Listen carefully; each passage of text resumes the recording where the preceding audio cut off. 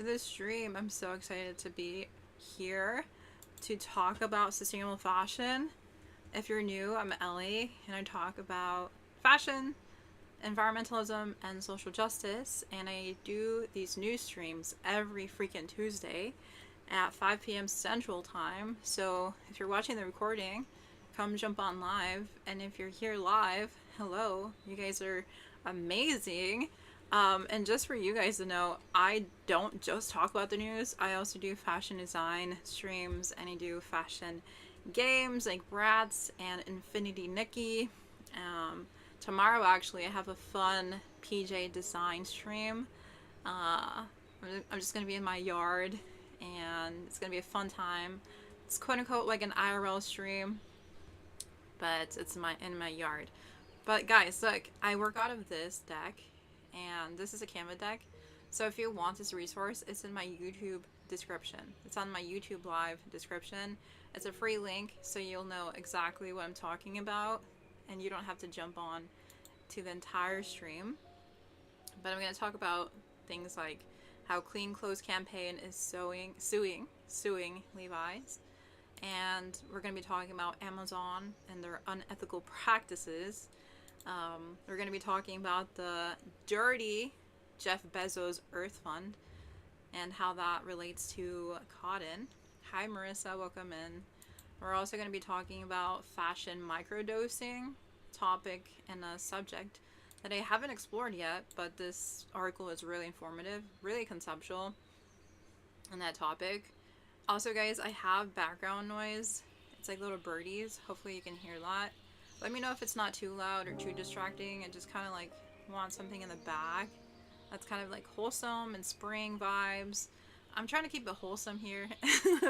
That's always my goal. So hopefully this just brings a more like cute vibe, especially if you don't have access to like greenery or nature or just inside, but also just kind of want to feel connected to nature again in some way. Like I hope the background noise create some ambiance to the information. I just feel like a lot of the news that we listen to is just kind of a lot. And then we're going to talk about the Met Gala. So this theme for this year is costume art. It's going to be happening next Monday. There's going to be a live stream, so I will be streaming that with you guys. I'll do some commentary, but the theme is just all about fashion is art, and that's kind of what I stand for. And then yeah, we're going to be talking about other fun fashion news. We're going to be exploring Goodwill and where their donations actually end up, because someone put ear tags on the clothing and they found out they were taken to Pakistan of all places. So very interesting to grapple with. And there's going to be so much more. So this is a free resource if you're on my YouTube live. It's in the description. It's a free public link, so you can get an entire preview of sustainable fashion, environmentalism, and social justice news. And I only do the news once a week. So you're in for a fashion nerdy time. And I'm really happy to be here. So yes, I want to first start off though with personal news. I love personal updates. I think that's going to be like my favorite part of these streams. I do talk about myself a lot in my other content. I'm always kind of yapping about my life, but I do want to like just make this super personal and wholesome. So I do have some things I want to share. So first of all, if you're following me on YouTube, I uploaded a video. This Sunday I uploaded a 47-minute vlog.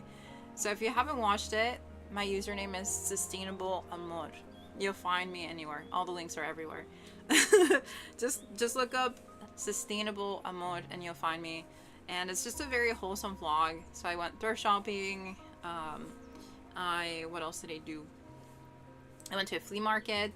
I was cleaning my car. That was super freaking dirty.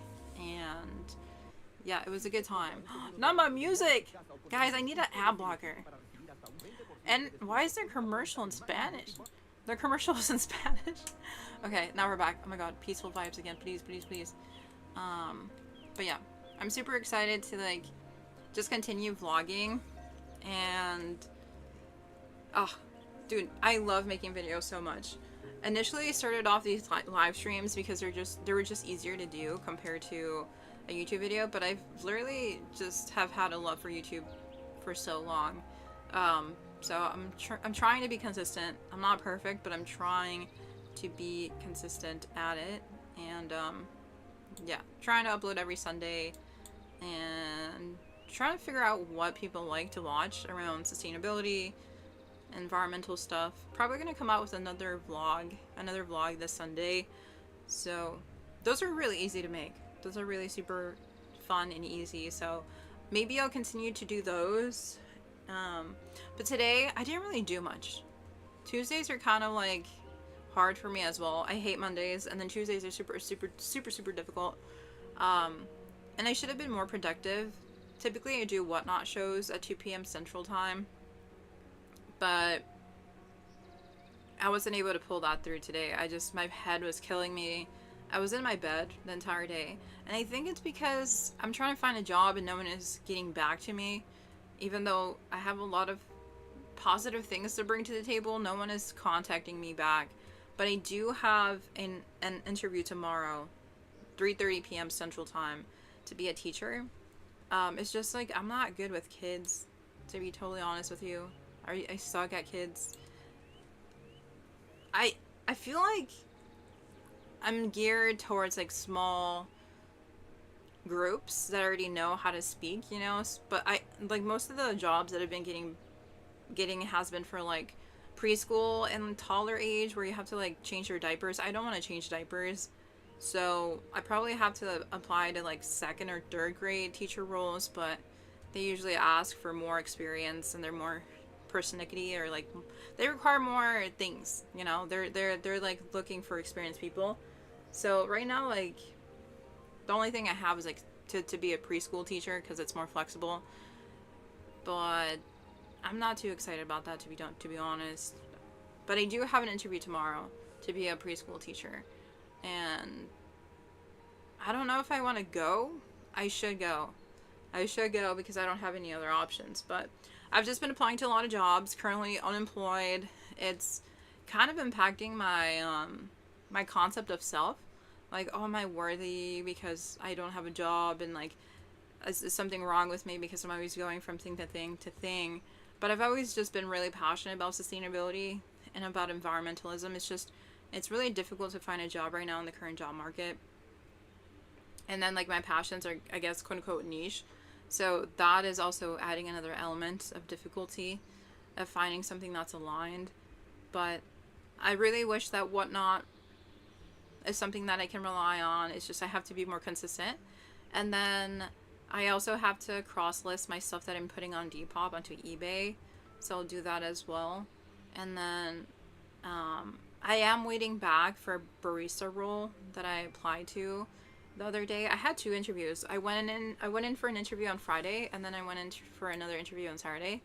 And I haven't heard back, so we'll see what they say. They said they would tell me an update by the end of this week, and it's Tuesday, so maybe I'll hear back in a couple of days, maybe Thursday at the very least, who knows. But they have been interviewing a lot of people. Also, another piece of news I don't think I have shared, but I did interview someone for my podcast. My podcast is coming back. So I interviewed What's in Leo's Closet. I can pull her up. She's on YouTube. She is a student in London right now, but originally she's based in Toronto. She's gonna go back to Toronto soon once her academic semester in London ends. But she's Honduran and she is Salvadorian, and she is so woke, and she grapples with fashion and politics. I'll pull her up. It says What's in Leo's. Let me find her. You can't see my screen, but let me pull her up. Okay, found her. Okay, so this is her. I interviewed her last Friday. Yes. And the podcast will be up not Wednesday. I told her it would be up by Wednesday, which is tomorrow. But most likely it'll be up on Thursday. And yeah, she talks about fashion and politics and like trying to remove ourselves from decolonial perspectives, and trying to just be more conscious as a consumer. So one of her videos I really liked that was uploaded 4 months ago was fashion, body hair, and sustainability, the effects of the fast fashion industry. And she told me she actually did this because of a class. So she's trying to upload more. She hasn't uploaded in 2 months. Relaxation doesn't My god, these commercials are horrible. But yeah, she hasn't uploaded in a bit. But I'm excited to see what she comes up with. Because she has vlogged in London. And she's like the nicest girl ever. I just DM'd her on Instagram. So that's cool. That's super freaking cool. So that conversation will be up on Thursday. Explored a lot of goodies. I'm just saying that I interviewed her because I don't want to make it obvious like what we talked about. Because if I start going into details, it's gonna ruin everything. So stay tuned. I'm gonna edit that tomorrow and Thursday.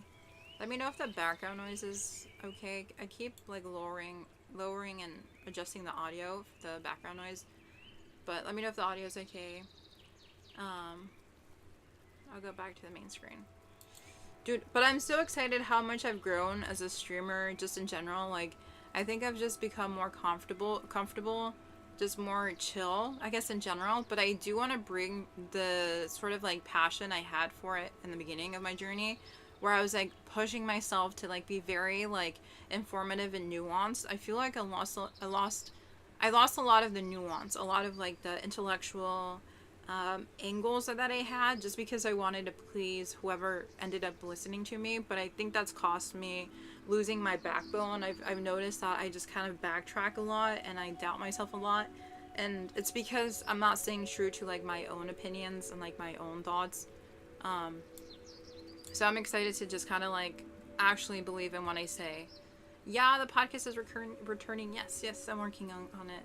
And there's like 3 influencers that's waiting for me to send them questions. 3 people that are waiting for me to get back to them. So, yes, it's definitely coming back. And then,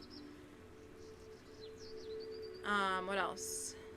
Guys, I've realized I haven't really talked about axolotl conservation on my streams, even though environmentalism is something huge that I love. And I talk about like my love for axolotls, but I haven't really touched on it on these streams. So I think I'm gonna do more like axolotl themed streams, do a lot more research with you guys, see what we can do for that as a community, because I've just been talking about it, but I haven't really ever like spent really too much time on the streams around that. So I'm gonna grapple with that. And oh, also I've been making PJs right on stream. That's been taking forever. So I don't know if that's like the best move, but it's literally slow fashion. It's literally slow freaking fashion. It's just taking forever to make those. But tomorrow I'll be working on that, and then Friday I'll be working on the PJs. So hopefully from there I can start making more stuff for other people, and just kind of keep improving my skills with fashion design. What else? Oh, for a future YouTube video, I really want to do like a blueberry concept, like dyeing a dress with blueberries.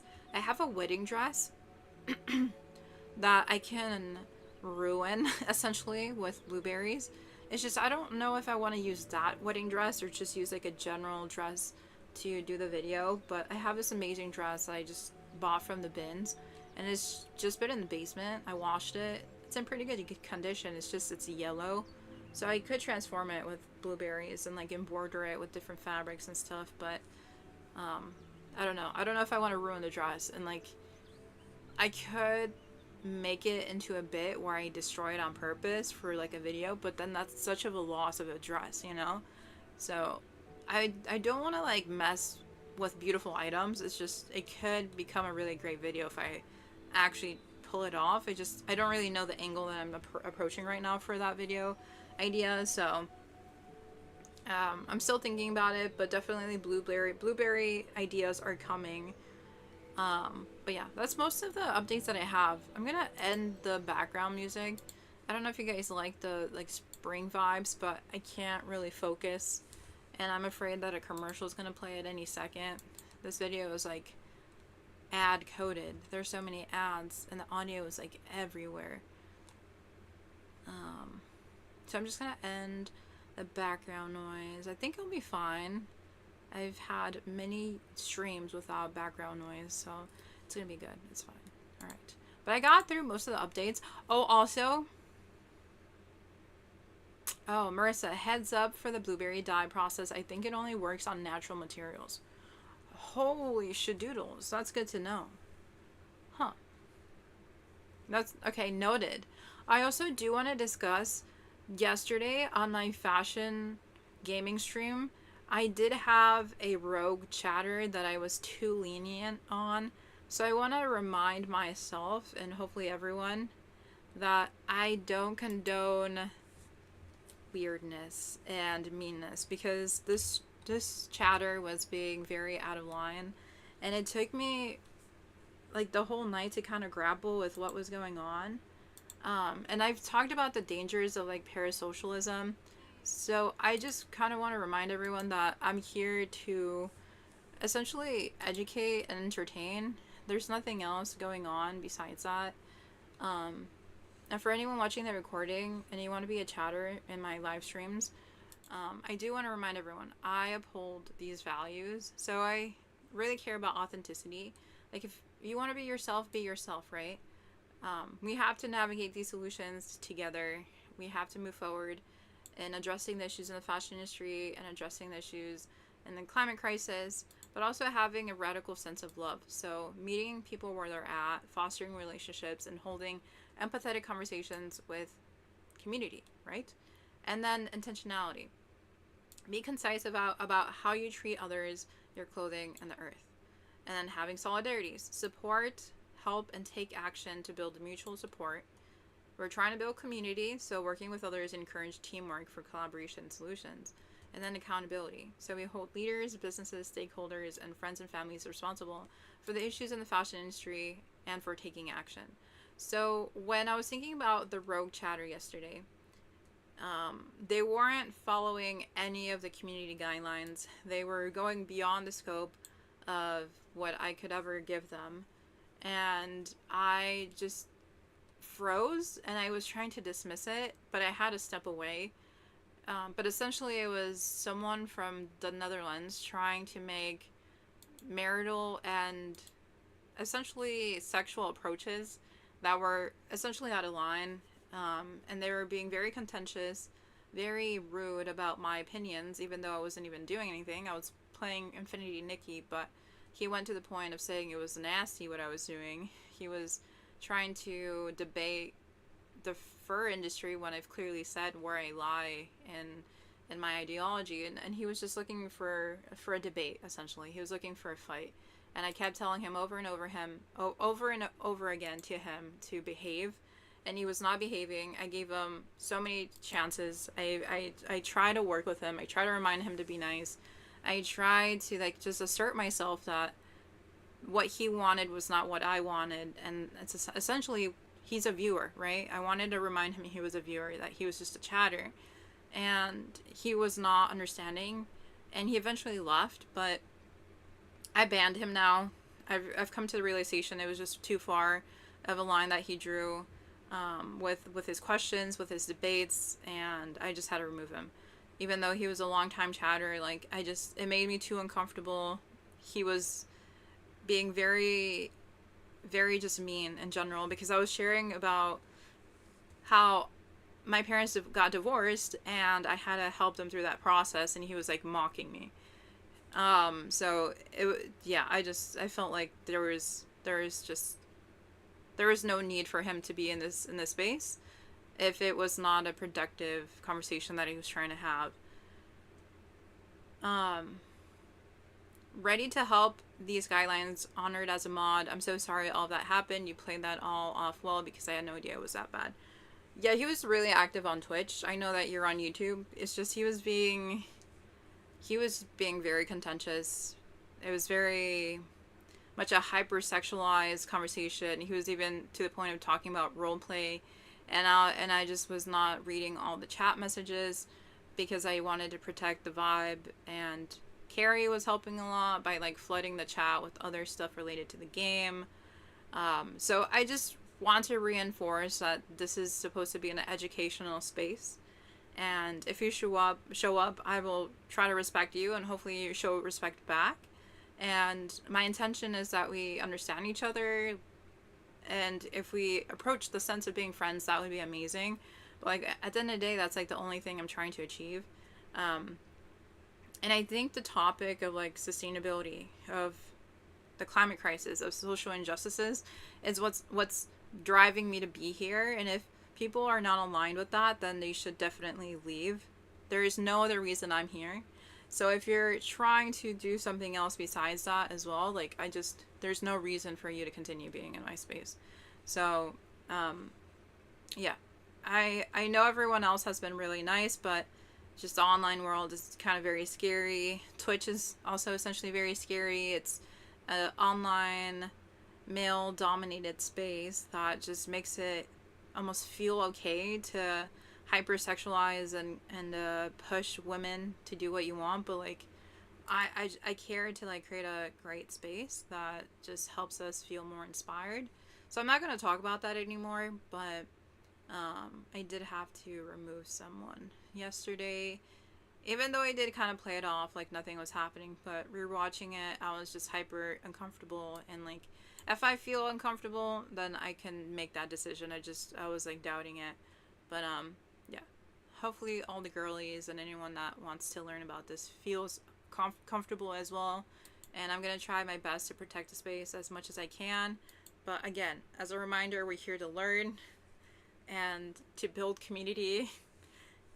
A wholesome community at that, so I'm going to protect it as best as I can. Marissa says, good on you for honoring your space and banning him. Yeah, it's just such a loss because he was following since October, but you know that was his decision, and I can't stop people's decision to be the way that they are. But I'm happy that we're here today. It's Tuesday. It's a very beautiful day outside. But I'm here with you guys, and there's so much to cover. That's what matters. There's so much to cover in the world. There's a lot of bad news, but there's also a lot of good news. So, the first thing that I do want to talk about is the Clean Clothes campaign.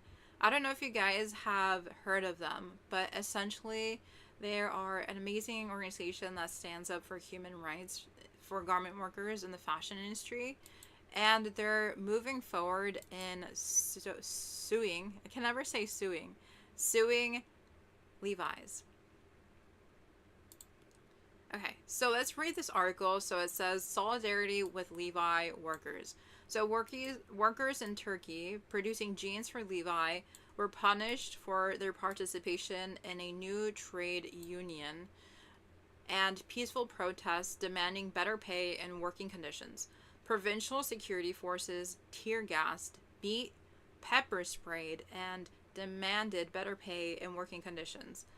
But, wait, what? Did I read that wrong? Sorry, let me start over. I was still thinking about something else. So, workers in Turkey producing jeans for Levi were punished for their participation in a new trade union and peaceful protests demanding better pay and working conditions. Provincial security forces tear gassed, beat, pepper sprayed, and detained these workers in retaliation. The factory management fired all 400 protesters. Levi's, being the only buyer in the factory, has a lot of influence over what happens to the workers. So Levi's initially acknowledged that the event violated their code of conduct, but never followed through on requests made by workers and their representatives for reinstatement or compensation for the fired workers. So, I guess to say that in normal words or normal terms, workers wanted a trade union, right? And they protested peacefully to have that for better pay, for better work conditions, and then security tortured them for it. Pepper sprayed, tear gassed, beat them, detained them, and they were fired. All 400 protesters were fired. Mind you, Levi's is the only buyer in this factory, so they all technically worked for Levi's. And they're not, they haven't done anything to reinstate them or compensate the fired workers. Well, isn't that lovely? I feel like these brands always fail to step up and do the right thing. But meanwhile, Levi's presented a very different picture in its communication towards consumers. Its jeans carried labels claiming that they were made, quote unquote, responsibly. And on its website, the brand prided itself on having always stood up for what's right. Clean Clothes campaign believes brands like Levi should not be able to make such promises without consequences. Together with a group of individual Levi consumers, our Netherlands-based foundation has launched a court case against Levi's on April 14th, 2026 for its misleading advertisements towards Dutch consumers.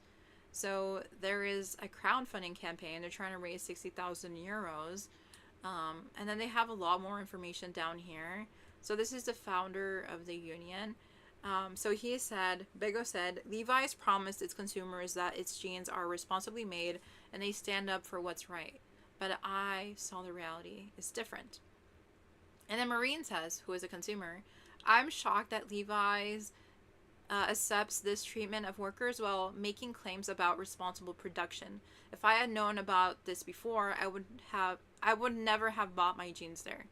So now they're making the case that there needs to be a just transition. So there needs to be a transformation for a fair and more sustainable production system that centers worker rights. So they have a manifesto. It's called Fashioning a Just Transition, where they're advocating for a ban of greenwashing and social washing, as well as fighting for the freedom of workers to organize in independent trade unions. They explain that when we achieve this together, cases such as this one will be prevented in the future. So the cases for what's going on in the Levi supplier factory in Turkey, there was just a lot of long work days. There was insufficient leave, there was poor working conditions and food, and there was no serious response to complaints regarding leave or pay rises, which is actually pretty normal. They're called sweatshops, and usually they're forced into these conditions, and a lot of times they're too afraid to like actually take action to become part of a union or to fight back in general. So what can Levi's do about this? So what they can do is acknowledge that there is serious problems. One, recognizing that there is a problem. Two, stating that there's a breach of their own code of conduct, so supplier code. And then a promise to take action. But in reality, there has been no effective solution in the face of the dismissal of the workers. Levi's continue to manufacture at the same factory and even place more orders, which is crazy because if they fired 400 workers and they're still manufacturing there, they know about the issue, but they're just continuing to like demand for production. And not only that, but making more orders to happen from that factory. And there has been no structural improvements that were reinforced. I don't know what that means, but there is no structural improvements that were to be enforced. By doing nothing, despite being the one to have the power to act, Levi's bears responsibility for perpetuating the situation. Okay, I was kind of struggling to understand all of that, but basically the vibe that I'm getting is that they're not really changing anything. They're still producing there. And what else? They're refusing to acknowledge the 400 people that were brutally beat up and fired, which is crazy. I mean, I feel like we all should have the right to peaceful protest and to have the ability to join a trade union to demand what I say is a common sense things, which is like good wage, a livable wage at that, and then having standard hours. Because who wants to be in a factory for like the entire freaking day? Who wants to be working, slaving away for hours with no rights, with no safety? No one wants to do that.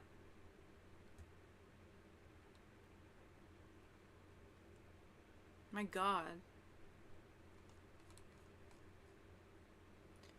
But if you're not familiar with Clean Clothes campaign, you should definitely follow them. They're an amazing organization. I do feel like Levi's needs to take more accountability for sure in what has happened. I do think that if they're saying, oh, we make clothing responsibly, or this was ethical production, like it actually needs to like be true, you know, because I feel like a lot of times Levi's says a lot of stuff and then it actually ends up being a whole totally different thing. Like on their website, they say it's made responsibly, but like, what does that actually mean? At the end of the day, like, are they saying the truth? No, if this is happening. So I wish, in a lot of ways, that they could put the situation on their website so that people are more aware about what's going on with their literal workers. These are the people making our pants and our garments and our clothing, and we have no idea most of the times. So we need more transparency about the behind the scenes of their production, because if we're not aware, we're actually not making conscious decisions, and we're not like really verifying if it was made quote unquote responsibly. Like, we always have to double check and triple check like what we're actually buying, and it's up to the brand often enough to tell us the proof of what they're saying, right? But I don't know. I feel like I can only trust brands so much. That's why I always try to do my research. But even if I went to the Levi's like website right now, like, what does that actually tell us? Not much. I feel like most of the attention will go towards like advertisement, towards the pictures. It's going to go towards like the aesthetic and like the newest things. But if you go to the About Me page or like the responsibility section, it's so vague often enough, and like there is nothing to prove that they're actually like caring about the workers. It doesn't prove how they essentially are nationalists. Like, what does it mean to buy Levi's USA stadium style clothing? You know, like what does that stand for?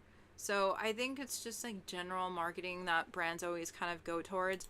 And then if you go towards the sustainability tab, they say building a better, more sustainable future, and they just have a bunch of like general words and like values in their website, but how are they concretely approaching this when this is what's actually going on behind the scenes?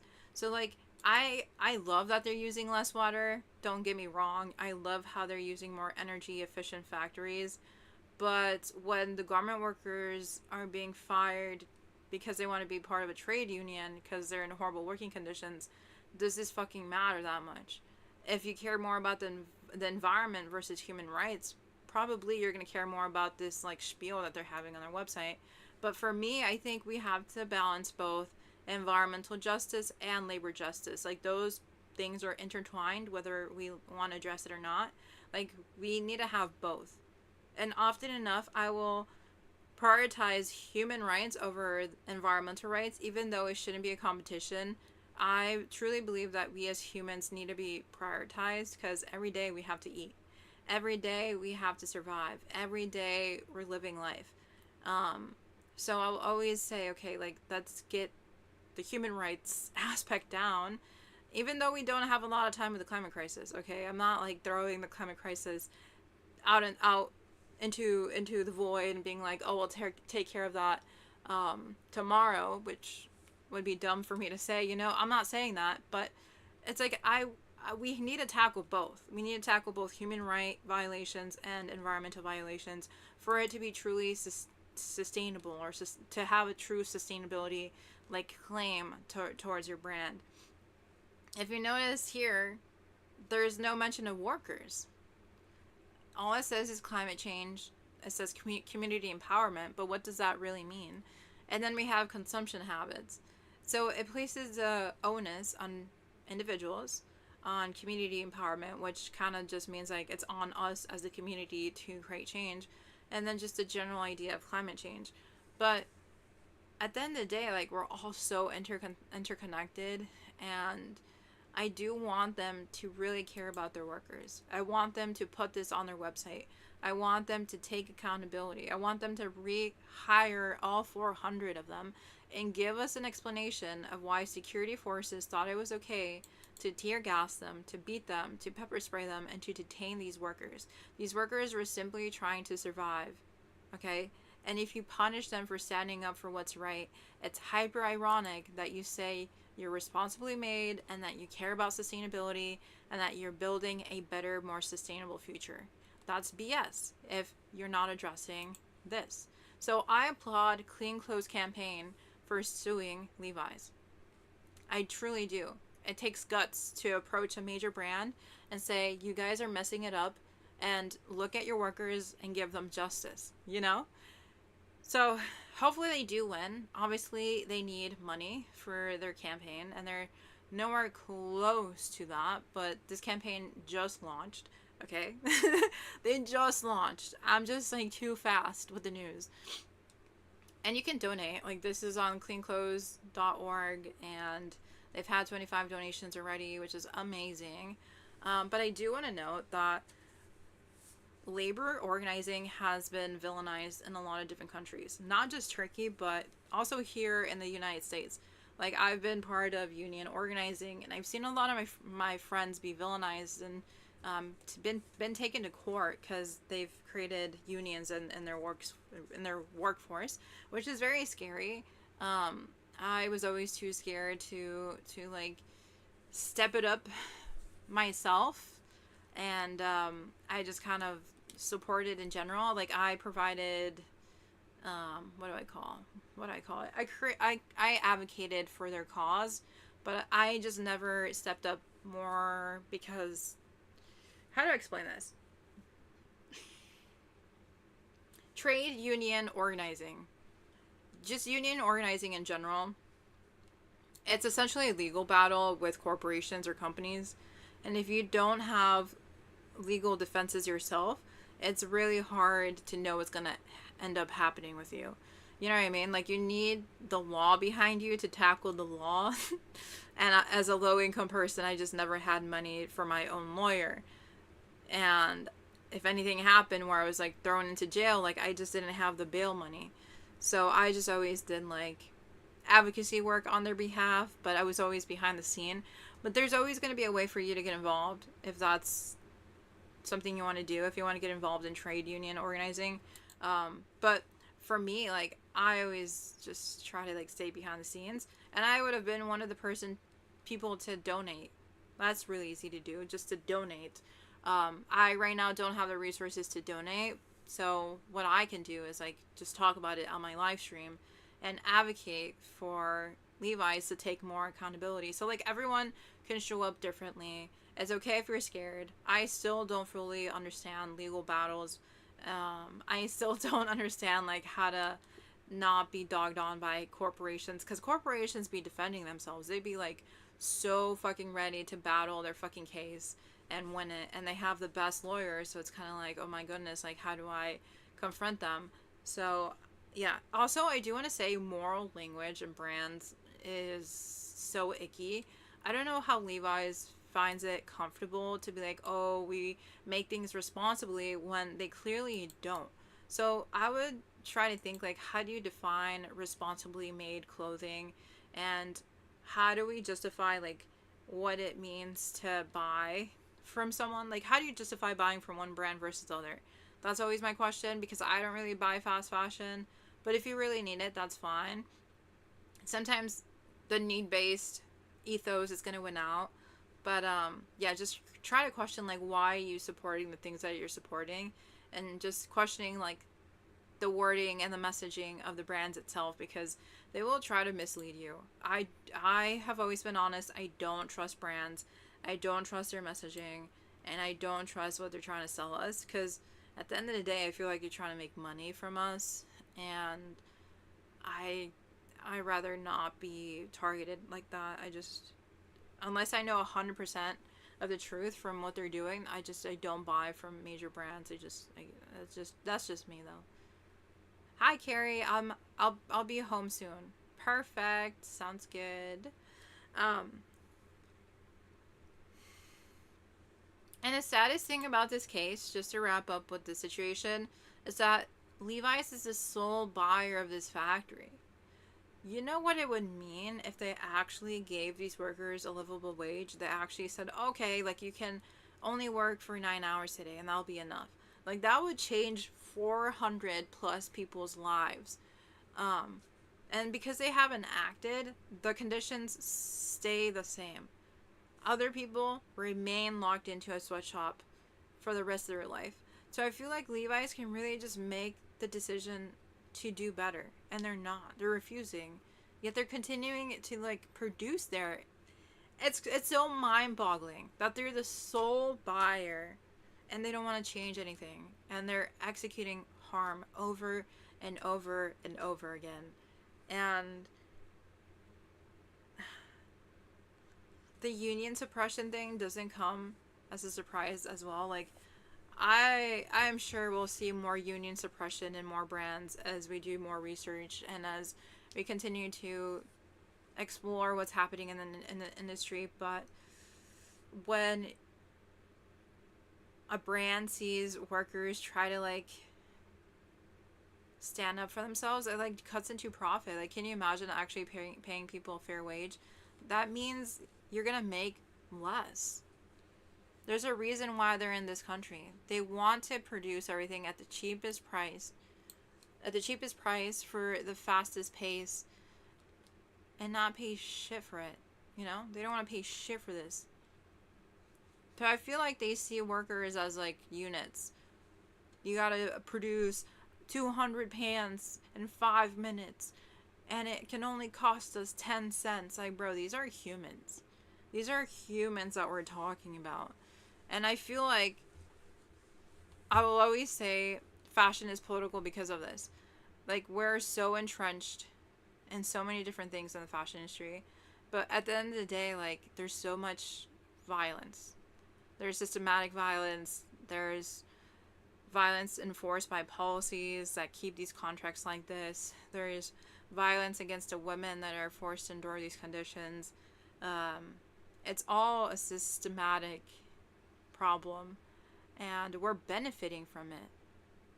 So when people are like, oh, but like I bought these Levi's and they helped the United States because of the USA branding and it says that it was like made sustainably, like, bro, do you not know what's going on with the actual workers? So we really do need to be more informed on all aspects of production, and it can be difficult for the average consumer, but these workers need our attention. They need our solidarity and they need our focus. So it's not an individual problem. Like, it's not up to us to solve everything, but we do need to understand and be aware. So I always like to keep up to date with the Clean Clothes campaign. They illuminate a lot about what's going on in the industry. And I will always focus more on the workers, to be honest. Like, I don't give a fuck about your sustainability claims if they're suffering. But that's just me. That's just me, to be honest. But I do want to talk about the next case. So this one is a very interesting case. So Amazon is actually messing up with pricing as of recent. Their pricing schemes, man, it's unethical. Are we surprised? Maybe not. But this is by the Fashion and Law Journal. So let's get into it. So California just released proof that Amazon forced Levi's and Hanes to raise prices at Walmart. The fashion industry should pay close attention. I don't know what this means. I thought that Amazon only worked out of like their website, so I don't know how they're like raising prices for Levi's and Hanes. But I think maybe they're forcing them to put their products at a higher price on their platform, like on their website. I don't know why. I wonder why though. So on April 20th, 2026, California Attorney General Rob Bonta released a largely unredacted version of a preliminary injunction filing in the state's 2022 antitrust lawsuit against Amazon. I don't know what the hell that meant, but it does not sound good. So what is in those documents is not subtle. So what was discovered in these internal emails show Amazon identifying products listed at lower prices on competitor websites like Walmart and Target, contacting its vendors and instructing them to get those prices raised. What? Amazon identified products listed at a lower price on competitors' websites like Walmart and Target, contacting its vendors and instructing them to put these prices higher. The vendors, hi Ilya, thanks for following. So the vendors compiled, and in some cases they complied. So the vendors complied, they raised the prices, within hours. So fashion brands like Levi and Hanes were named specifically in the filings. So California says that this is price fixing. Amazon says that the state is misreading legal pro-consumer conduct. A preliminary injunction hearing is set for July 23rd of 2026, and trial is scheduled for January 19, 2027 in San Francisco Superior Court. What? I love how they have this like political profile thing going on right here. That's nice. Are you guys centrists or libertarians or leftists or rightists? Take the quiz.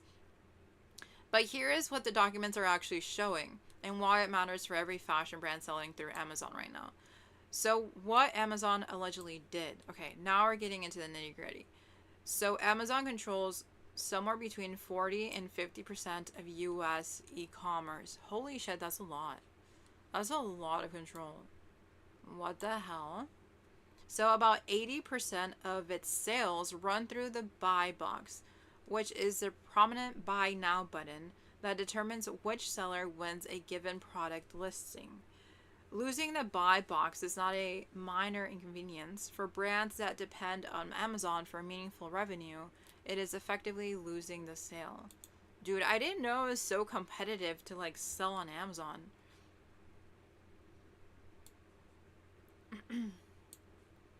According to the unredacted filing, Amazon deployed 3 distinct methods to keep prices elevated across the internet.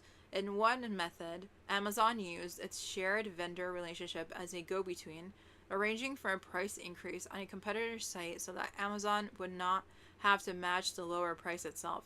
Bro, what? How are they doing this? Increasing prices on competitors' sites so that Amazon would not have to match the lower price itself? What sketchy freaking relationship do they have going on with these competitors? And another, Amazon threatened to suppress or remove the buy box from a product until the pricing discrepancy was resolved.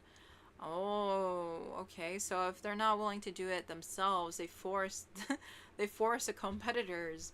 And then in another one, in a third way, Amazon directly instructed vendors to contact competing retailers and demand they raise their products.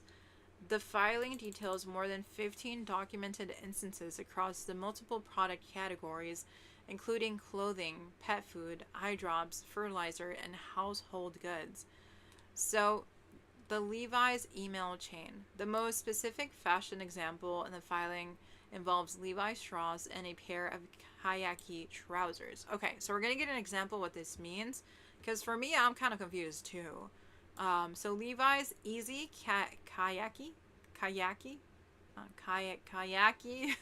What the hell is that? The trousers were listed on Walmart at between $25.47 and $26.99. Amazon's preferred retail price was $29.99, and Amazon sent Levi a link to the Walmart listing and expressed that it hoped that the discrepancy could be resolved within a few days. So, okay, so Amazon is reaching out to Walmart being like, yo, your price cheaper than Amazon. Fix it. But they're communicating with Levi's, not with Walmart. That's what I'm trying to understand, right? So the following day, a Levi employee confirmed that Walmart had raised the price to $29.99. Dude, no freaking way. So Levi's is essentially helping Amazon like lower the price of their products so they can keep being on Amazon. And it's not helping in favor of Walmart or any other platform that they're on. That's low-key insidious, no? That doesn't feel right. Why would Levi's do this though? So Amazon acknowledged that the increase... Wait, what? So Amazon acknowledged the increase and matched the higher price on its own platform. So they adjusted. What? Am I not understanding this right? So Levi's was listed at $25.47 and $26.99. Amazon was $29.99. So then they raised it up to $29.99. So okay, so I misunderstood. So oh my god, this sounds like a dramatic event.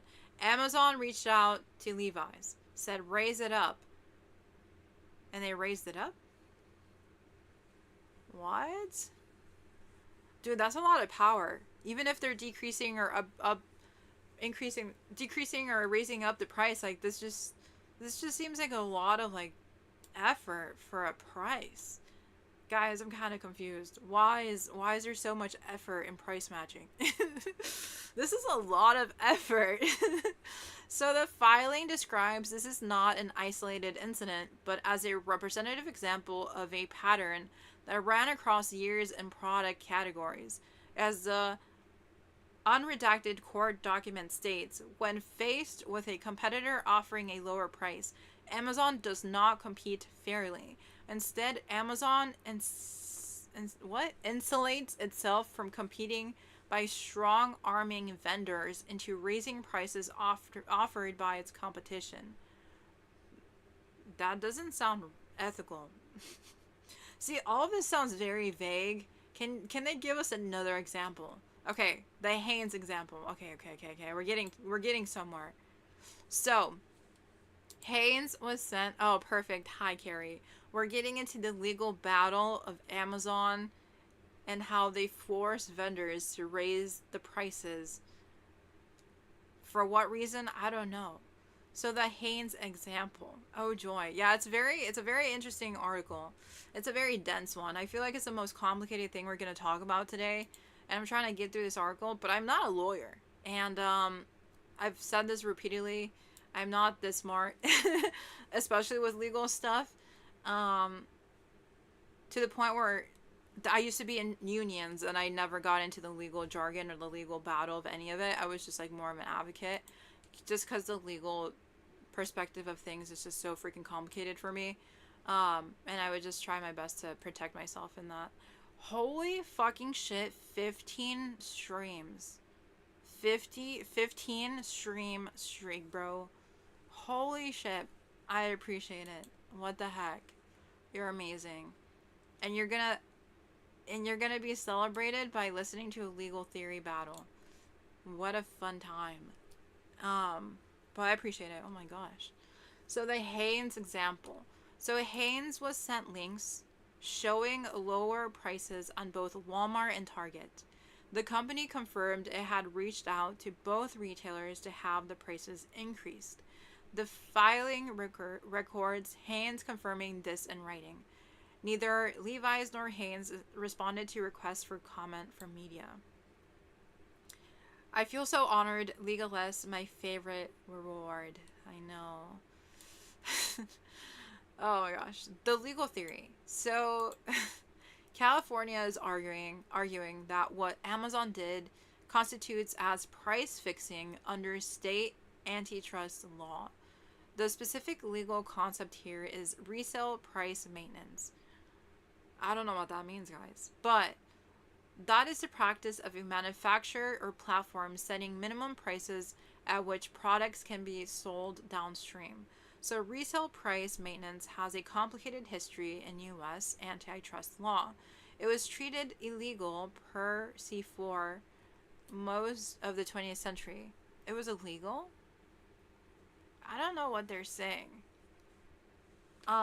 Basically, I feel like it's illegal for too much competition because it sets a price at a certain thing that makes it impossible for others to keep up, right? Something like that.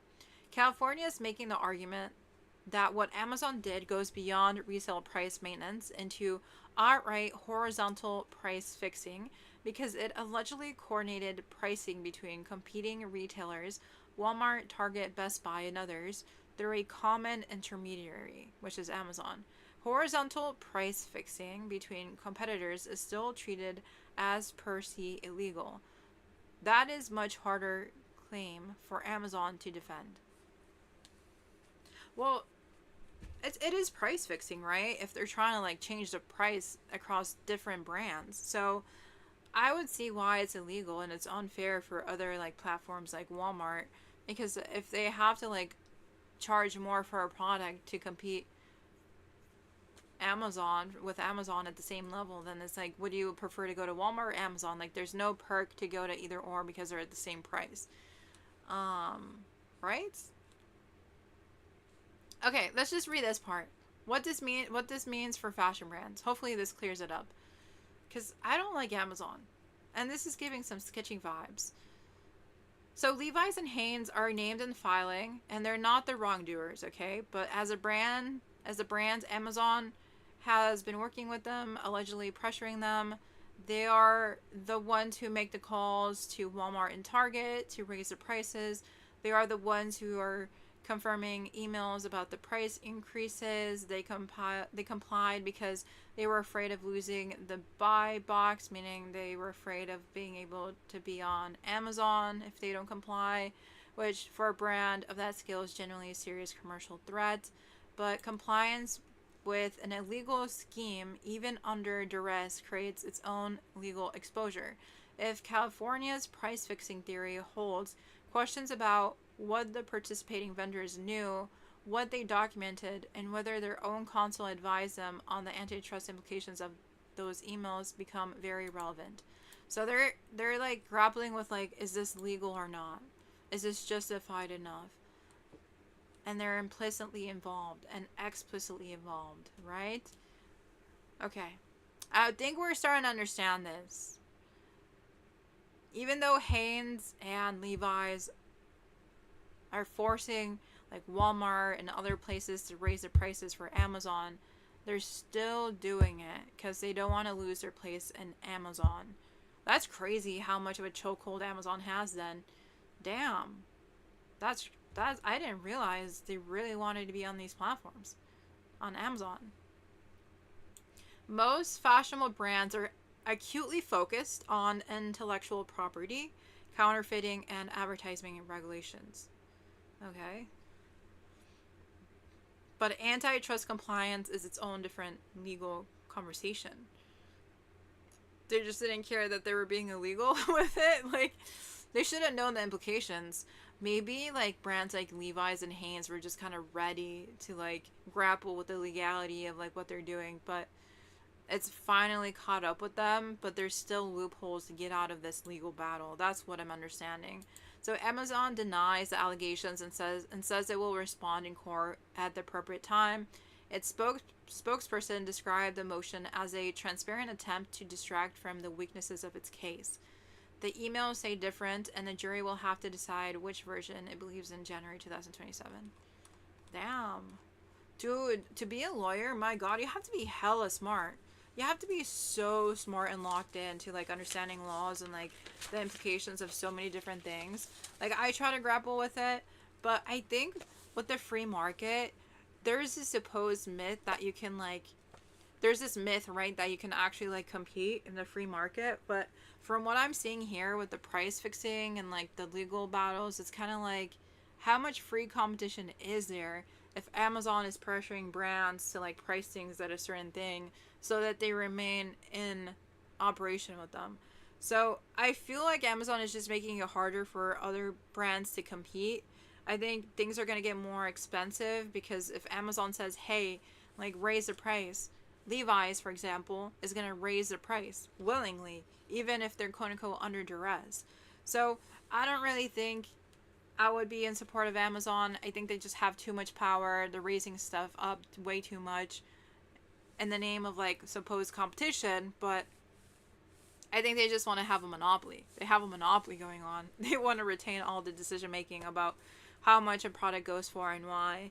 And it doesn't really feel democratic. In the United States, we pride ourselves of like having a free trade system, of like having a lot of businesses, and this doesn't really feel that ethical, and like it doesn't give other brands a chance like to decide on their own prices. Because let's say Levi's is like, oh, we want to like have Walmart prices for like $24.99, and then Amazon calls and says, oh yeah, you actually have to raise up the price of your own product if you want to stay with us.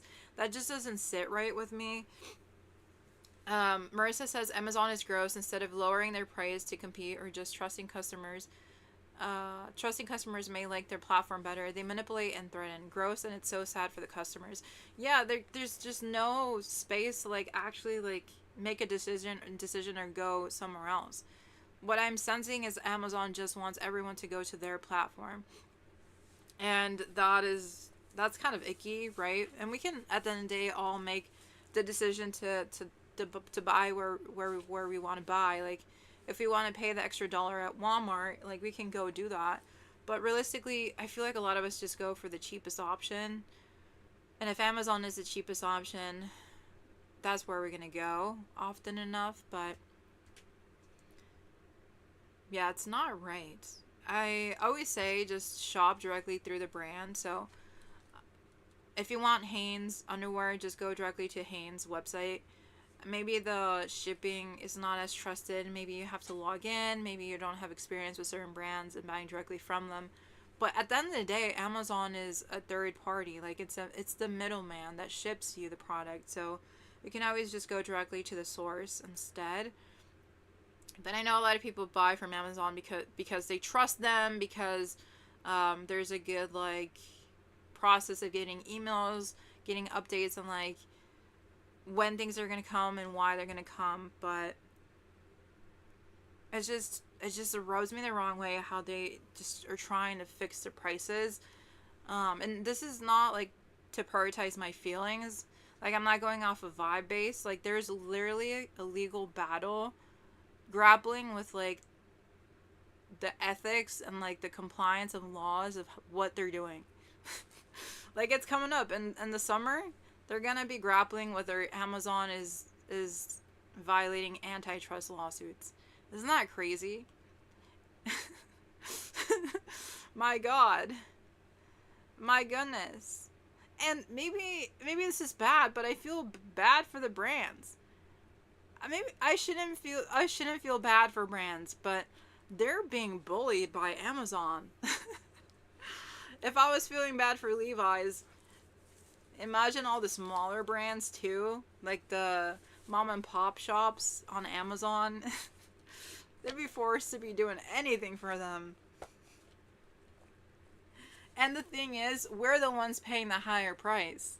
We're not even getting a deal. Just like you said, Marissa, like we're not even getting a deal from this. Like we're just suffering more because of their greed, their competitiveness. And then the workers at Amazon are literally fucking destroyed at the workspaces. Like I have so many people I know working in Amazon factories. Literally the factories are in my backyard. Like they're not being paid well in comparison to the work that they're doing, and they're just being worked to death, bro. Like it's so sad what these Amazon workers go through. And then the fashion brands themselves, like they have to make less money because they're being pressured, because I don't think things are going to sell that well if it's priced higher. So they may lose money by being on Amazon, but I wouldn't have access to those financial reports or like how that plays out in the long run. But I guess they're just so afraid of like losing their source of income from Amazon that they rather like comply than like remove themselves from Amazon in itself. So yeah, always buy local, always buy directly from the brand, and let's see what happens with this lawsuit. It's a very complicated one, but it's coming up this summer, and then they'll be making that trial court in January 19th of 2027. So this is a long journey. There's a long journey ahead, but I won't be surprised if Amazon gets away with their sketchiness, because loopholes, man. They're like, oh, we're just doing horizontal pricing. It's just a little bit of price fixing. Little bit of price fixing, bro. This is not right whatsoever. What gives them the audacity to be like, yo, fix that price? That's not even their product. It's not even their product. My God. It's not even their product.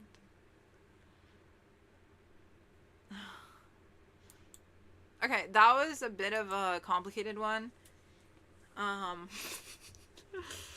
don't even know like how much power they're able to. How are they able to get so much power? How did Amazon get here so fast? That's the thing I'm grappling with. How did they come here and just achieve all of this? Maybe, okay, it took years. Obviously it took years, but like, my god. They unlocked so much with corporations. I guess they don't sleep. They don't sleep, huh? Talking about sleep, I just yawn. That legal battle. Man, I am not built to be a lawyer. Marissa says, also, Amazon can totally afford to go through the legal battles. They will probably get a fine and continue on. Isn't that so sad? My goodness, that's so freaking sad. They have all that money and all that. So much power. So much money. And they decide to use it on price fixing and fighting antitrust laws. Bruh. Oh my god. Can you imagine being an Amazon lawyer? Oh, just another day of making the planet worse. Oh, just another day where I collect my check.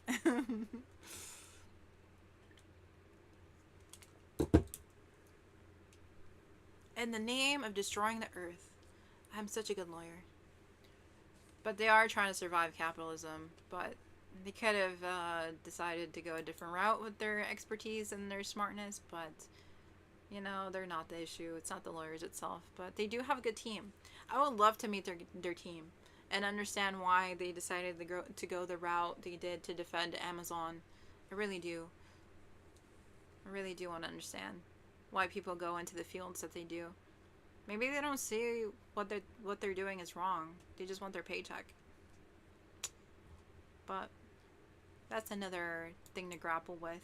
But I do want to talk about this. Talking about Amazon, there is a Jeff Bezos fund called Earth Fund Grant, and they recently gave 11 million. I was gonna say 100 million, but $11 million for sustainable cotton research. Sustainable cotton research. Okay.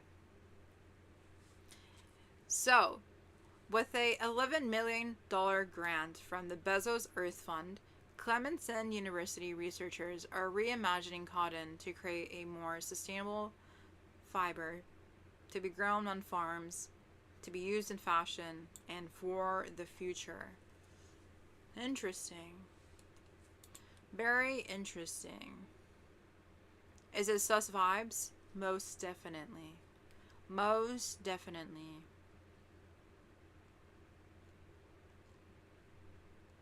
Are we ready to get into this? I need more water. Look, they look so happy getting funded by dirty Bezo money. Guys, I'm also trying to like stop drinking so much soda. I'm trying to stop drinking so much soda. Oh my gosh. Can you tell I haven't drank soda today? I need to stop drinking so much soda. I drink so much soda. Actually, I'm going to take a brain break and then I'm going to come back to this because that legal article just kind of made my head hurt, not going to lie. But I guess to like do a personal brain break, I do want to say I'm not drinking any more sugar. I'm not going to consume soda, energy drinks. I'm back on the no sugar grind. No candies, no sugar. Did I say no sugar already? No sugar.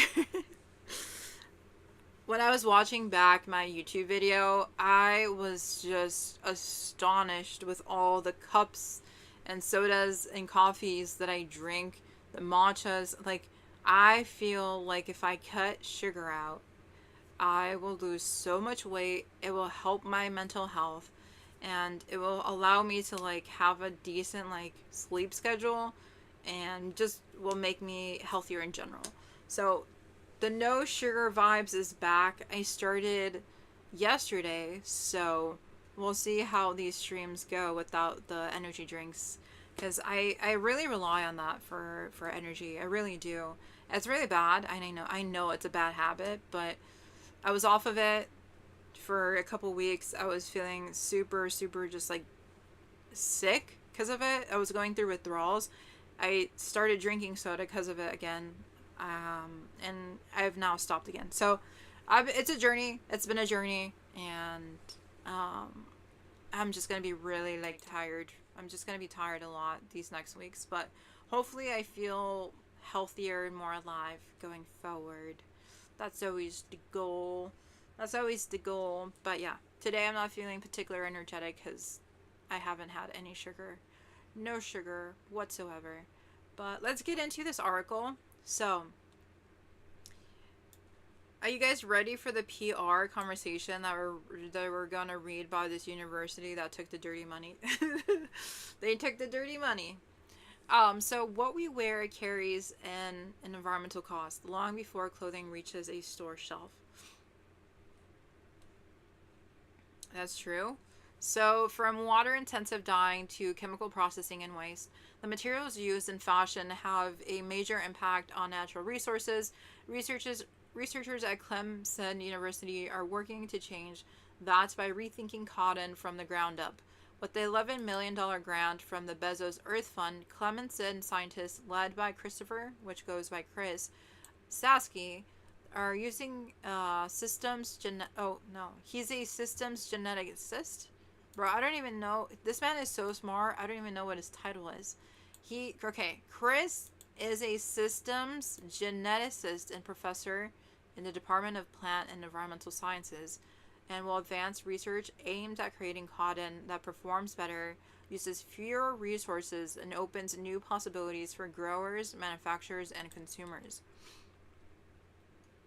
So, Clemson University is proud to be part of shaping the future of global agriculture, agriculture, and the fashion industry through bold innovation and advancing groundbreaking research, said Clemson University interim president Robert H. Jones.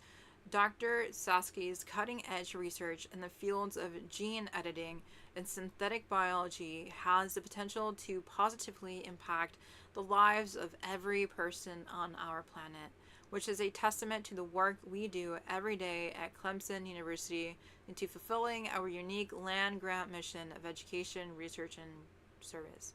Holy PR! Holy PR spiel. For South Carolina, where cotton remains an important part of the agriculture economy, the work could help strengthen a legacy crop while positioning the state at the forefront of sustainable textile innovation. Holy South Carolina. They took that $11 million and said, guys, we're going to be the leaders of education, research, and service. Holy shoot. The PR talk, man. Reinventing cotton at the source. Oh my god, are you guys ready for this one? So the project will combine gene editing, synthetic biology, and advanced breeding. What the hell is advanced breeding? To develop next generation cotton with built-in color, improved performance, and greater resilience. Instead of adding those traits later through resource-intensive manufacturing, researchers are designing them directly into the plant. This is giving Spider-Man vibes. We're going to make the gene stronger, bigger, perform better, greater, have color. Whoa. They're creating something new.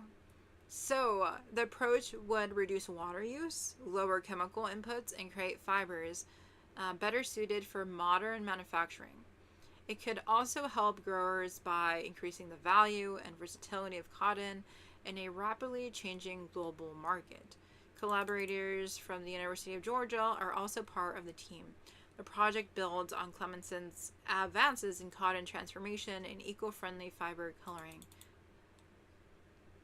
Remember, this is funded by Amazon, okay? And they sell things, not only from other brands, but they also have their own brand. Remember that. Remember that. This is no good if they're producing cotton. Oh my god. Are they going to create a monopoly out of cotton? That would not be good. Georgia and South Carolina.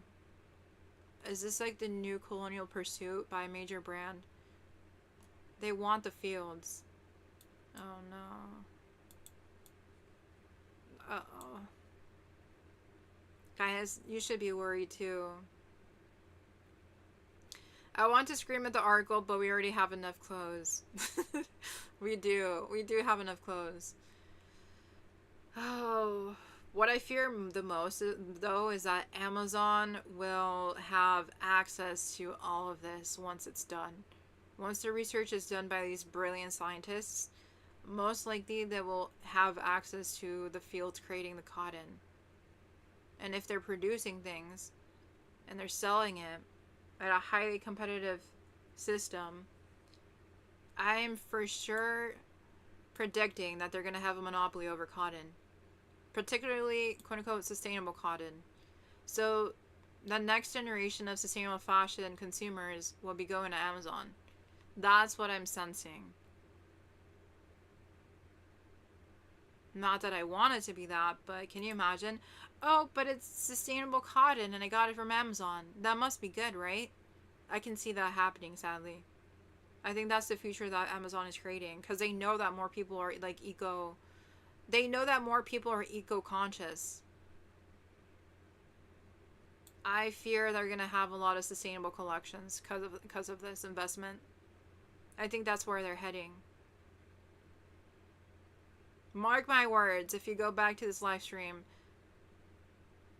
in a couple years, this was the start of that. But we have enough clothing to clothe the next 6 generations. But we're seeing the beginning of the monopolization of sustainable fashion, of sustainable cotton. This is literally the birth of the monopoly of sustainable cotton and sustainable collections on Amazon.com.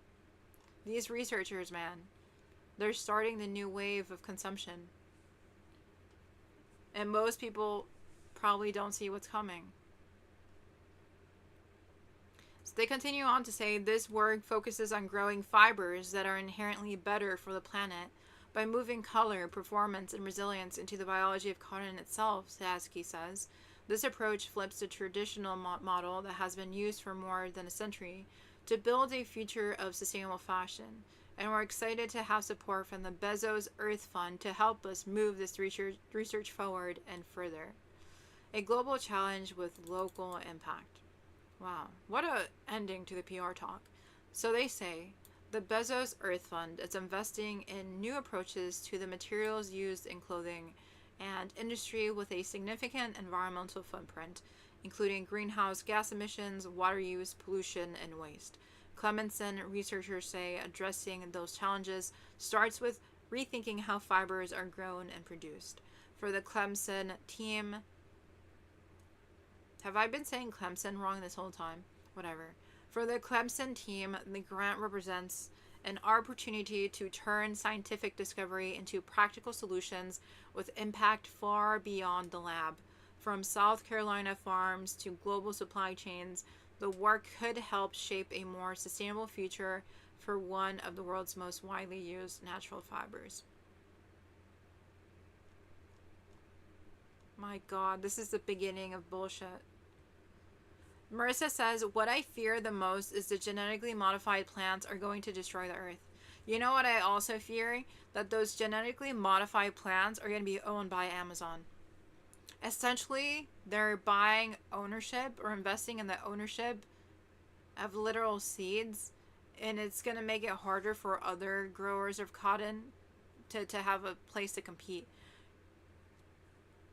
They're going to be like, but that's our seed. You stole our seed. It's already happening a lot in agriculture. That's our genetically modified thing. We have legal ownership of it. Then they're going to destroy the earth. Yeah.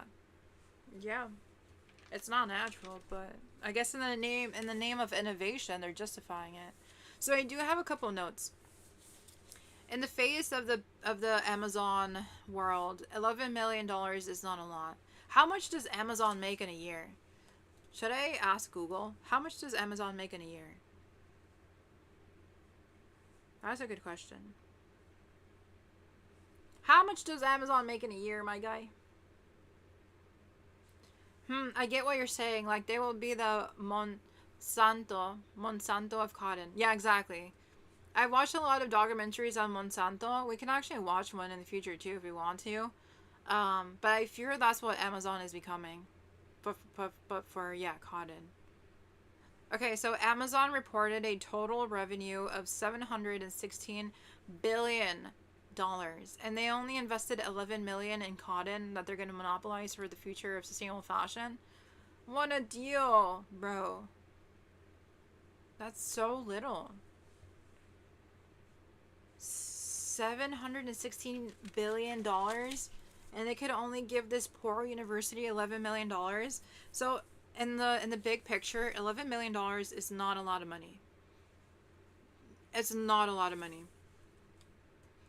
Um, and I am against the Earth Fund because of what Amazon does as a collective. Like, it's way too harmful for the environment. It's way too harmful for workers in general to justify the benefits of this Earth Fund. But you can be like, well, it's helping the university. It's helping it's helping the researchers. It's helping like create sustainable fibers. But again, we also have to grapple with the legality of these genetically modified plants, because they do have they are owned. They are owned, right? And also philanthropy does not directly address the harm being done on a systematic level. Like, Amazon is systematically harming so many different sectors, so many different people, and this grant doesn't directly address any of that.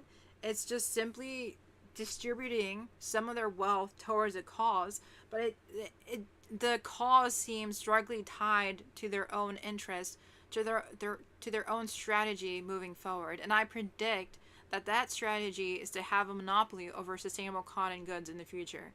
That's my take. Now, I can't fully prove that, but that's what I fear. And I just really hope that they're not going to produce anything from the research done for sustainable cotton at Clemson University. The thing is, too, there's this like model I don't really respect right now. The model of like, we create a problem and then we put a band-aid on something else that's kind of related to what we're creating an issue for, but not directly. You know what I mean? So with like Amazon, they're killing the fucking earth, and yet they're over here putting a band-aid on the solution by saying, oh, but we're giving money to cotton. Like, bro, what does that have to do in the long run to addressing all the other harm that you're doing across the world? So I would really love for them to invest money in addressing the issues that they're directly creating. But it's just fun and easier to be like, but we like want to fund researchers.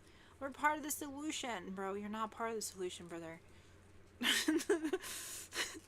I feel like they've created so much of a hellscape across the world, and they're refusing to do anything. That it's just, I don't know I don't know how to be optimistic, but I really hope that they take more accountability, that these corporations like actually address the issues that they're creating, and like address it full on, because we need to like act. The climate crisis is not a joke.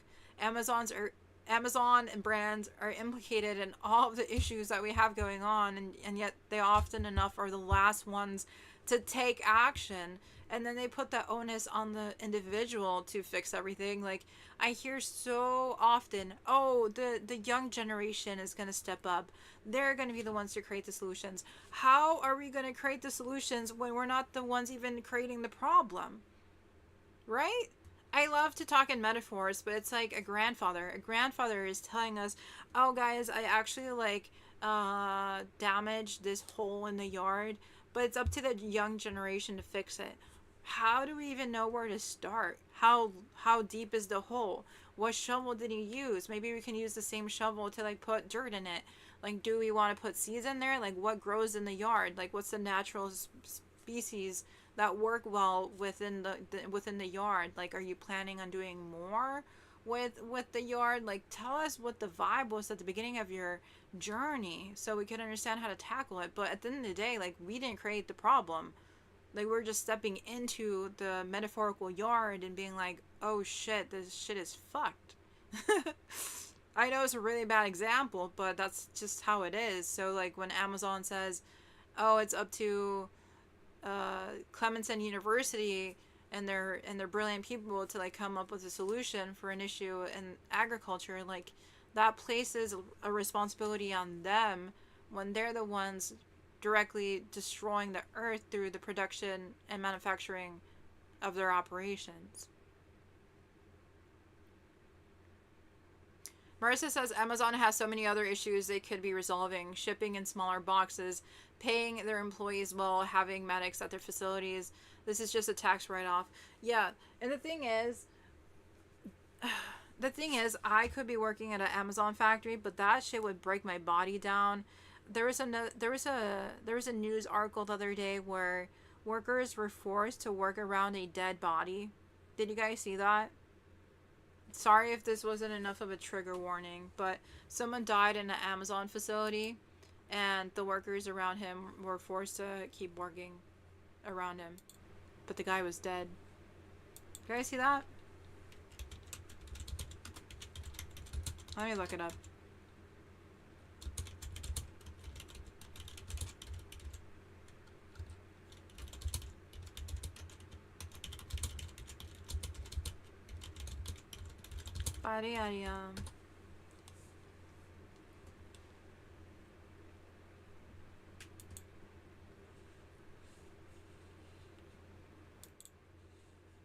Amazon employees in Oregon say they were forced to work around corpse.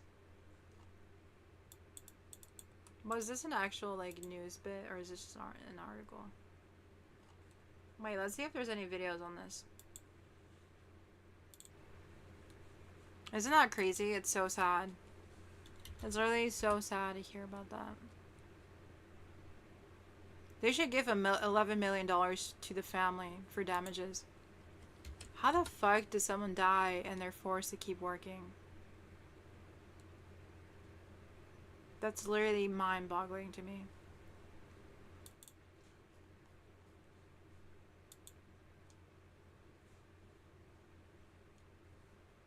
Their co-worker who died on the job. An investigation by a local independent news outlet alleges that Amazon tried to keep the death of a worker at its distribution center in Troutdale, Oregon on April 6th from being publicized. The report says that the worker lied dead in the facility for over an hour while his colleagues were told to get back to work and to not look. One employee, who wished to remain anonymous, says he was barred from assisting with CPR by his manager. Read our article for the full details and... They were forced to work around him. They were forced to work around him. And the thing is, where's the major news or news media like covering this? Amazon warehouse workers reveal brutal working conditions. The thing is, I have friends that have worked in Amazon warehouses. I've never worked there because I know I wouldn't last a day. But this is literally like happening in my backyard. Isn't that crazy? Brutal work conditions, bro. Brutal. This was from 5 years ago. Talk to Jeff Bezos face to face, I would really want to ask him, have he ever worked in a warehouse before?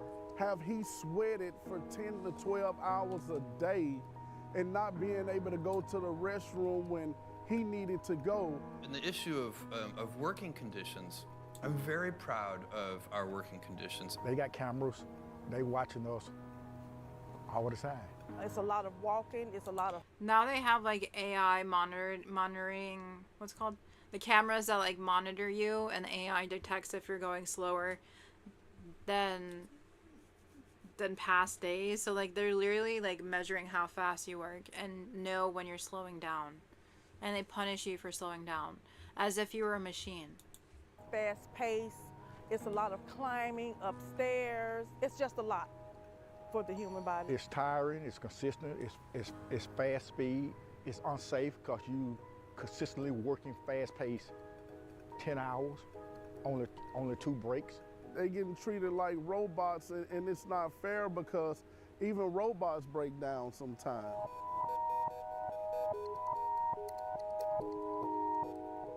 I have issues when ladies are talking about TOT time, time off task, when they have to go use the restroom.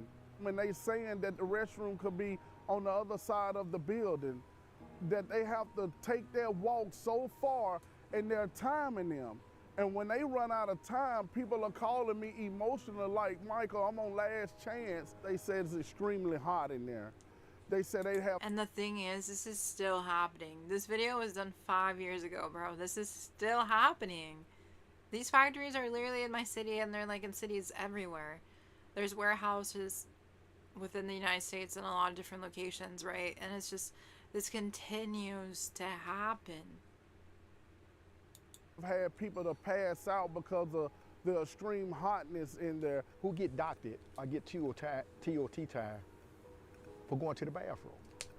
Who get doctored for going to get water if you need water, if you have to leave off your station? Come on now.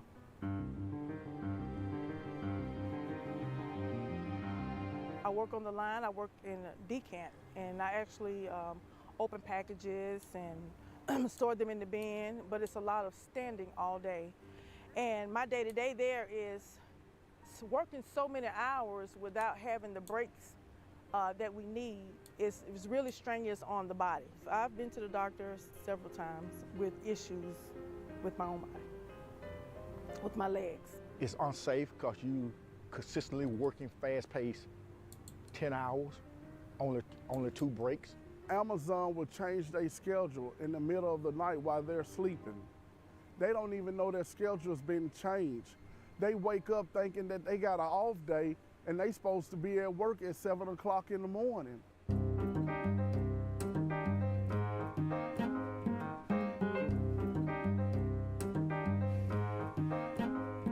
We've been having confirmed cases every week.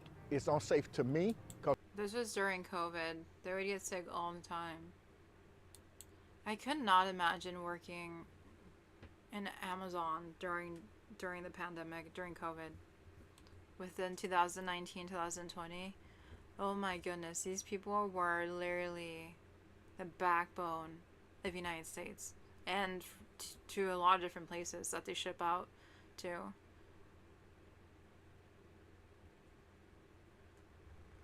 They need a union. They definitely do need a union. They have unionized some locations, but that took effort.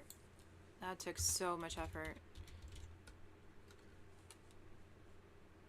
Here, let's look at that and then we'll move on. This was the first union that was one within Amazon. Guys, if I'm stuttering a lot more, just know, again, I have not drunk sugar today.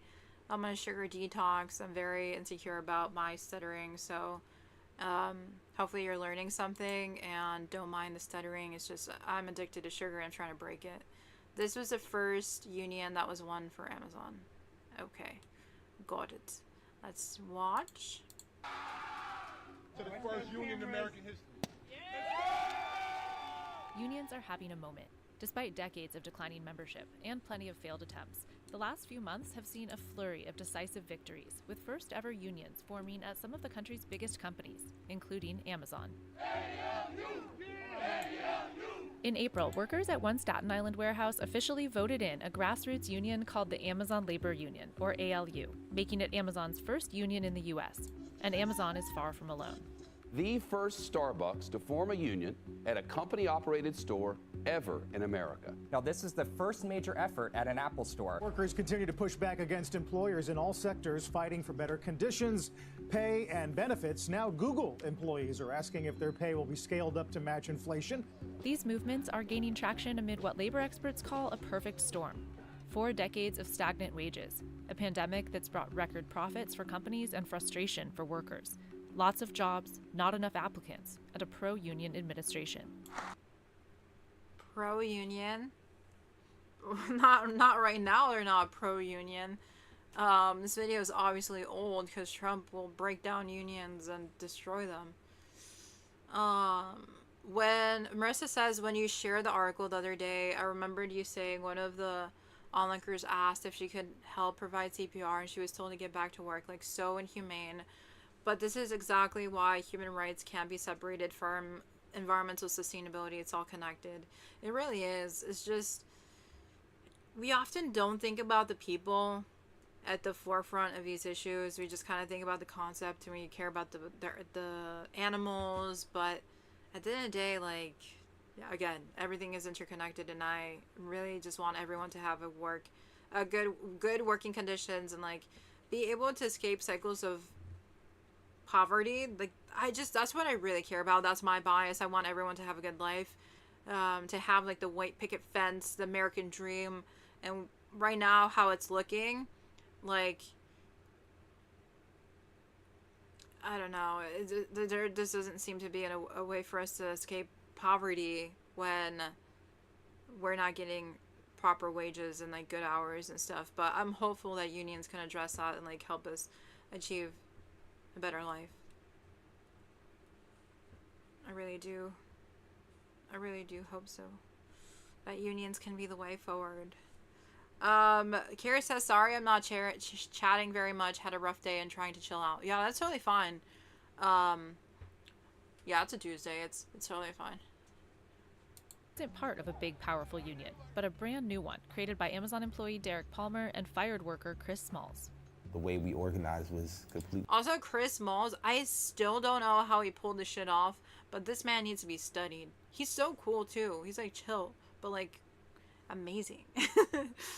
The unprecedented, non-traditional, we have to negotiate it ourselves. As workers, we know the ins and outs of the company best.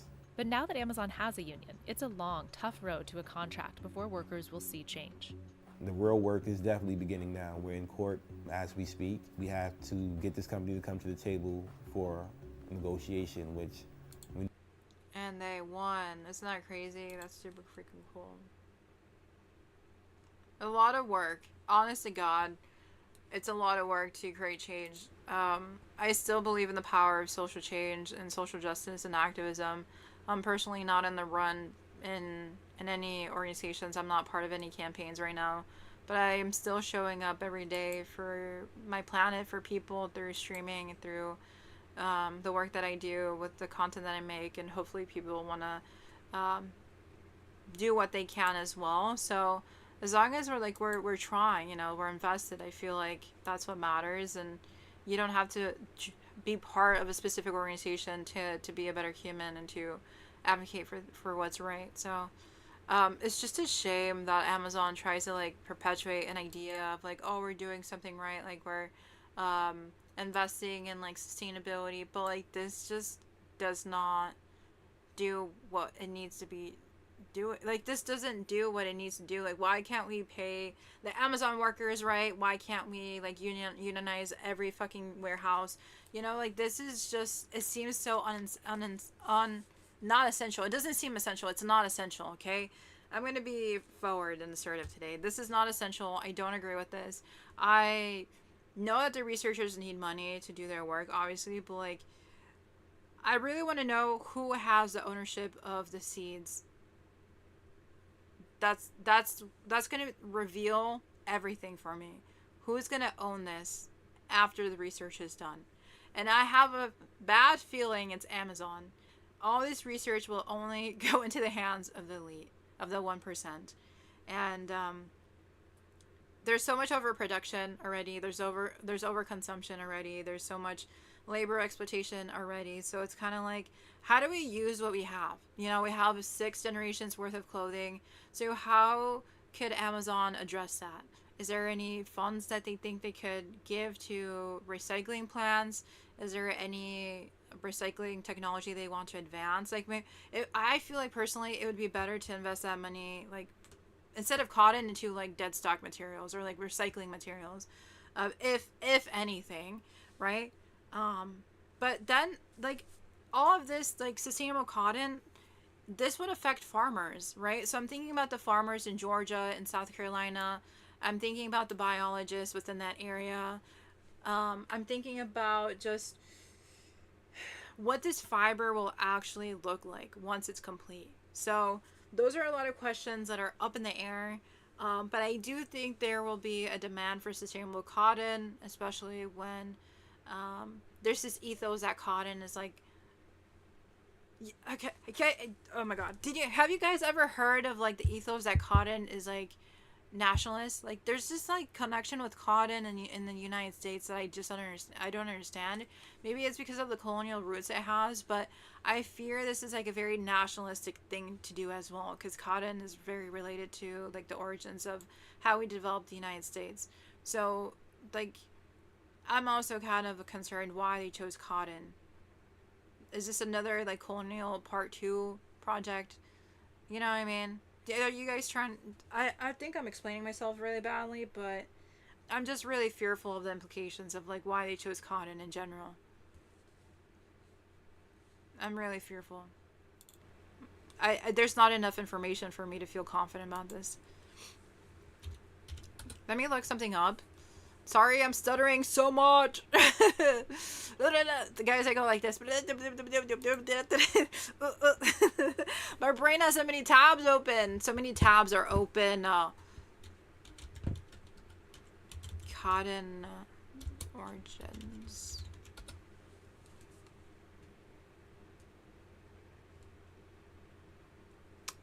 I'm sending the warmest of thoughts your way. Are you leaving? I hope your day gets better. Oh, to Carrie? Yes. I hope your day gets better, Carrie. Yes. Oh yeah, it says right there. Sending the warmest of thoughts your way, Carrie. I missed that part. My bad. I hope your day gets better. Hope is found in heart. Let's watch this, and then... Carrie says, thank you, Marissa. Perfect. Smith, and this is Crash Course Black American History. So, if you look at the tag on the shirt that you're wearing, you'll probably find that at least a portion of it is made of cotton. I mean, cotton is everywhere. It's in our shirts, in our pants, in curtains and blankets, and so many other things that we don't even realize. But even though that cotton on your back was meant to keep you comfortable, the historical reality of the United States is that the cotton industry was built on the backs of black folks. A lot of cotton is grown in the hot and humid climate of the southern United States. And a lot of this country's wealth was built on the cotton trade. But it's easy to forget that part of the reason that cotton was so lucrative in early America was because it was harvested with the labor of enslaved people. And even though the dirty work of the cotton industry took place mainly in the southern states, many white people in the northern United States gained their fortunes through the exploitation of enslaved workers in the South.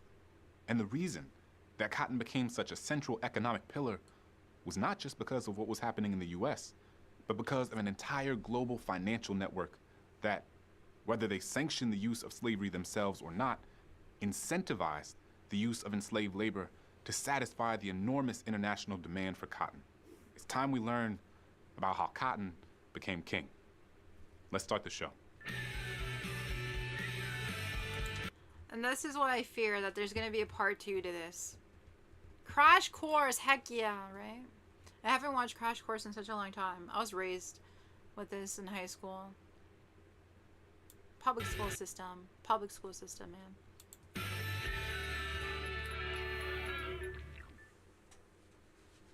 By the time of the Civil War, the United States was wealthy.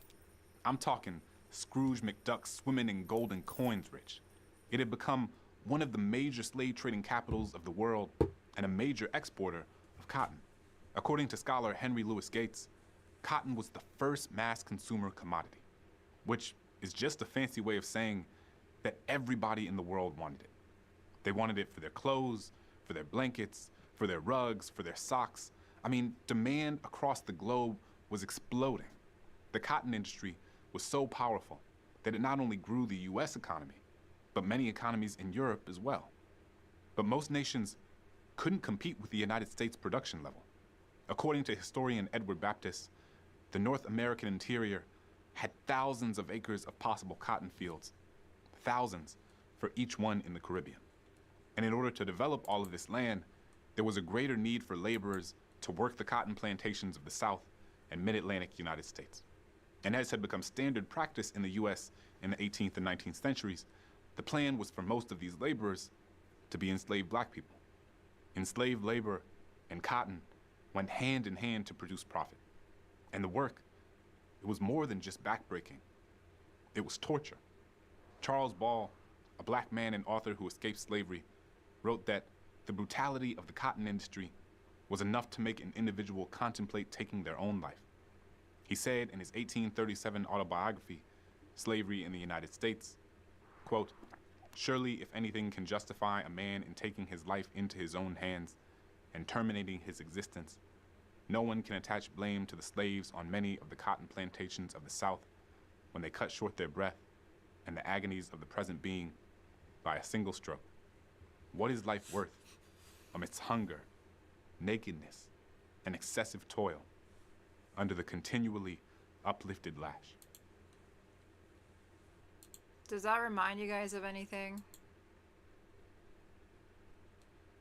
I feel like the new type of slavery in the United States is working and working and working and never able to have an escape from poverty. I know what they were going through in the past was way worse, but we're living in a new type of suffering and pain that reminds me a lot of the past, and our current conditions are so unlivable.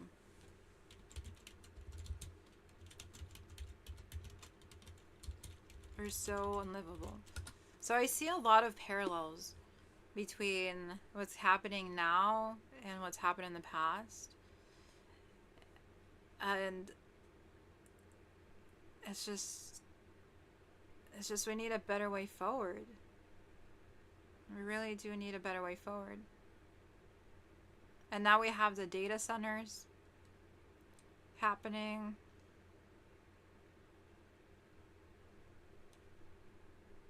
Investigating why so many Amazon workers are dying.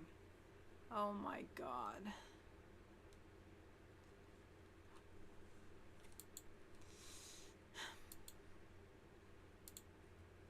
It really doesn't get more clear than that. And in 1793, the cotton gin arrived, and it transformed the cotton industry, the global economy, and in horrific ways, the lives of enslaved people. The cotton gin significantly ramped up cotton production in the United States, especially in South Carolina and Georgia. Let's check that out in the thought bubble. Before 1793, separating the sticky seeds from cotton was a laborious task. Then, the mechanical cotton gin, invented by Eli Whitney, made the process much faster and easier than it had ever been. What would happen is that cotton would be threaded through a wooden drum filled with hooks that caught hold of the fibers and pulled them through a mesh. The holes in that mesh were too small to allow the seeds through, but the cotton fibers themselves were easily pulled through. While some larger gins would later be powered by horses and even steam engines, Whitney used a smaller version. Whitney's hand-cranked machine could remove the seeds from 50 pounds of cotton in a single day. What this meant was that planters needed a way to grow and pick more cotton to keep up with the new accelerated pace of processing. And at the same time, market conditions in Europe meant cotton was more desirable than ever. What this meant was that planters needed even more labor from even more enslaved workers than they did before. Demand for other industrial cotton machinery grew as well, like new machines for spinning cotton or steamboats to transport massive bales of it. This drastically changed the American economic landscape. By the 1850s, cotton provided 3/5 of American exports, and the yield of raw cotton doubled every decade after 1800. By some estimates, the United States supplied 3/4 of the global supply of cotton by the start of the Civil War. If cotton wasn't king before, it certainly was now. Thanks, Thought Bubble. The economic impact of the cotton industry on the United States and the enslaved people whose labor sustained it is very clear. Again, historian Edward Baptist writes, all told, Sorry, guys.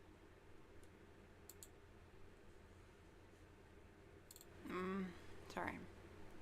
I lost control over the behind the scenes. Okay, give me 1 second to fix it.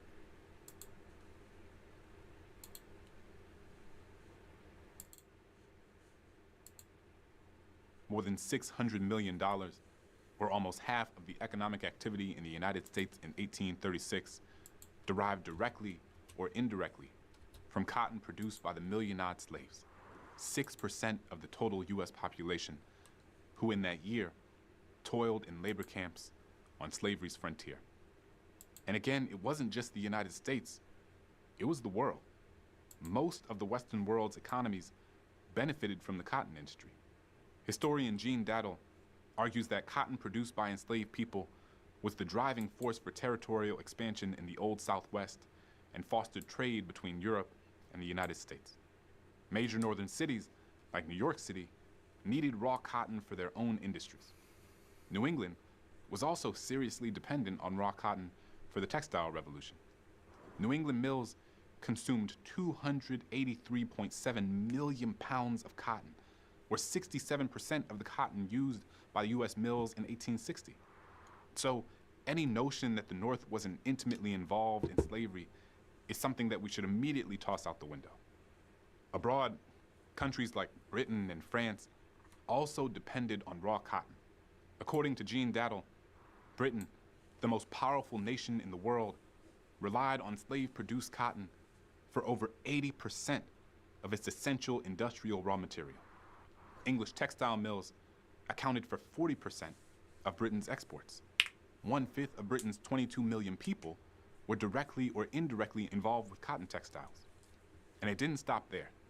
One of the main causes of the Civil War was cotton and the status of the enslaved laborers who produced that cotton.